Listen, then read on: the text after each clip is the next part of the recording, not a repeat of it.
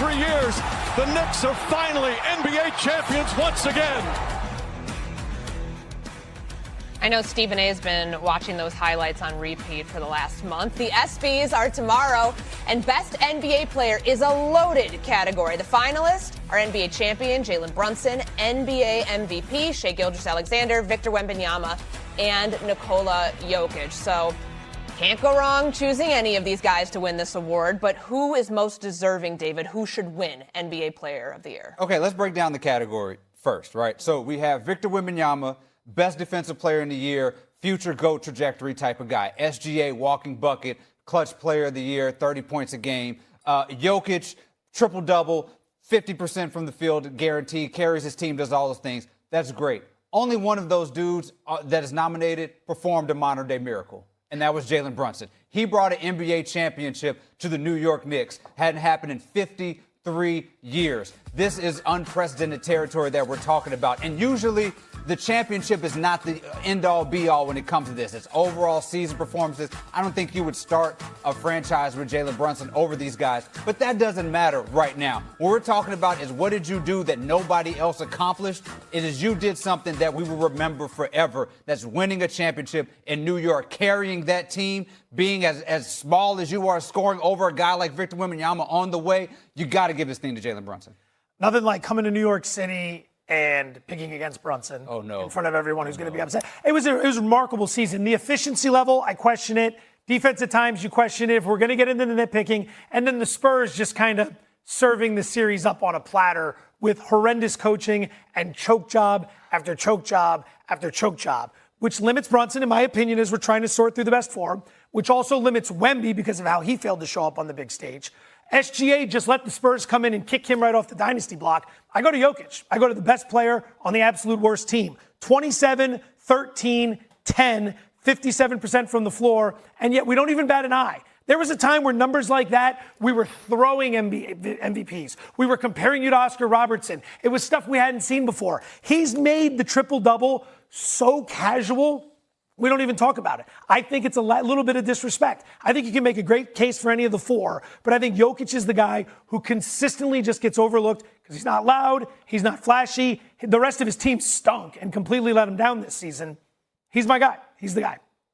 Disrespect. Joe, nobody overlooks Nikola Jokic. We all know how great the Joker is. There's a reason that there's three guys who were in the MVP finals, right? And then Jalen Brunson. Because the thing that the ESPYs has that no one else has when we're doing all these best player MVP votings is they get to watch the season end.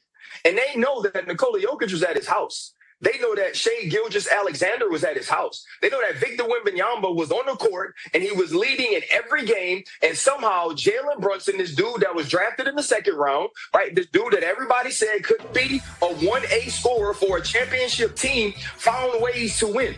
The thing that the ESPY has, right, the ESPYs understand that when they make this montage of Jalen Brunson when he wins this award tomorrow night, they're going to be able to show that they was down 29 points in New York. Every star that's ever been born in New York or adopted New York is there, and none of them left because they knew Jalen Brunson was going to bring them back.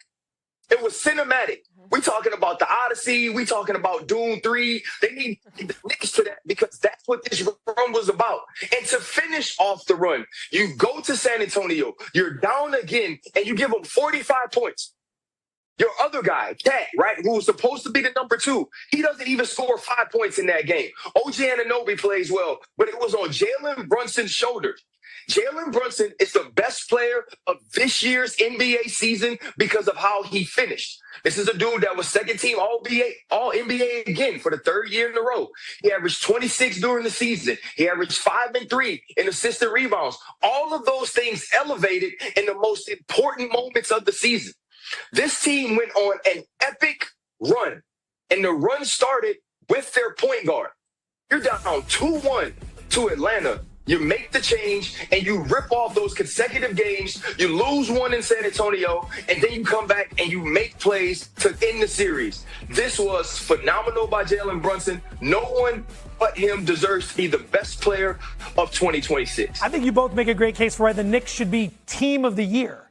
Team of the Year. You keep talking about the run.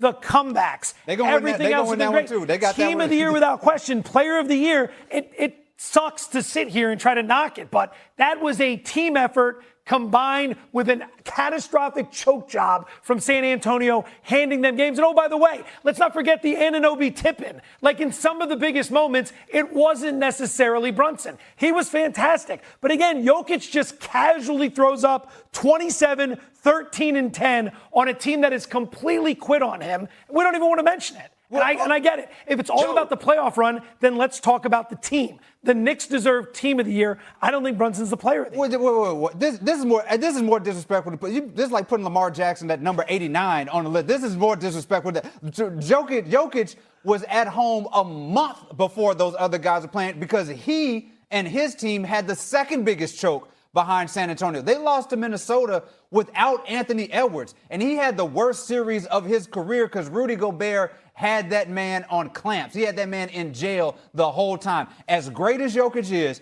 he sort of lost a little bit, and I think the argument of him being the best player in the world took a real hit with what happened this season, whereas Jalen Brunson elevated, because you could talk about the team effort. When it was time to close those games, it was Jalen Brunson in the clutch every single time, taking over in those fourth quarters. Do you remember a time in the first round of the playoffs when we were talking about, well, maybe they can't play Cat and Jalen Brunson at the same time. Maybe they should just take Jalen Brunson out of the game because he's a defensive liability. And when they have a lead, that's when C.J. McCollum was the Knicks star. They were talking about C.J. McCollum like he was Reggie Miller for a couple. I was in Atlanta. I was in New York. The way that the Knicks were freaking out at that point when they were down 2-1, like they would laugh at that now. Seems like a different season. It was a different time. Next thing you know, they have the State Farm Massacre, and it is just a month of just being unbeatable. So, all right, he averaged 32.6 points per game during the finals run. He was incredible. Jokic was incredible, too. But with the hurt wrist. As you look at these four players, who raised their stock the most this season, David? Okay, so I want to go Brunson here again, but like Brunson elevated. This is where it is, Brunson. Well, Brunson elevated himself to possibly greatest Nick, right? Possibly greatest Nick. Him and Walt Frazier, I think, are 1 and 1A. To me, it's Wemby, though, because Wemby established that he is on a GOAT trajectory. There is a potential for GOAT-like stuff because he is ahead of schedule. People, at the beginning of the season, you got to remember, this was a play-in team. Everybody thought this would be a play-in team with the Spurs. Did not expect him to make the playoffs. Did not expect him to make any noise. He comes up as an MVP candidate, beats the Oklahoma City Thunder, and far exceeds expectations. We forget that because of how they choked away in the finals and gave up those leads. They were not expected to be there. And if you look at where Wemby is, this is right where LeBron James was at the same time in 2007, getting his team to the finals way ahead of schedule. Wemby, despite all that happened, performed better in his finals appearance than LeBron did. Wemby accelerated to a GOAT trajectory, which is more important than being the greatest Knick of all time. We already kind of saw that coming. All those points are fair, but we already knew he was a freak show. Brunson going from all-star to God, absolute God, that's the jump. That's where he gets my vote. RC, final word. DD is absolutely wrong. You know what he just told us? Victor Wembanyama is everything everybody said he was going to be anyway.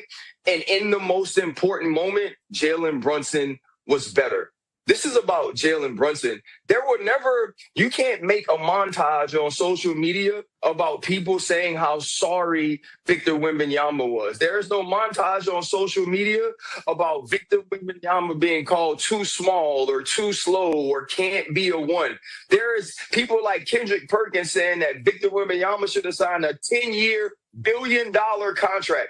Victor Wemby is just who he's supposed to be. Jalen Brunson has elevated far beyond that. Jalen Brunson right now is going to be the case study in having a dad who works you hard, and having a dad who may helicopter parent, and having a father who watches over you and pushes you to this point of great to make you great. I believe Jalen Brunson elevated himself to a position that no one could have expected, not only at the beginning of the season, but at the beginning of the NBA playoffs. Can't go wrong with any of these answers, and tomorrow we will see who becomes the best NBA player. Even though we just called each other wrong. Yeah, all three of you were wrong. Good 10 minutes. All right, there was no brotherly love for Jalen Hurts as the Super Bowl MVP. Was not ranked a top 10 QB.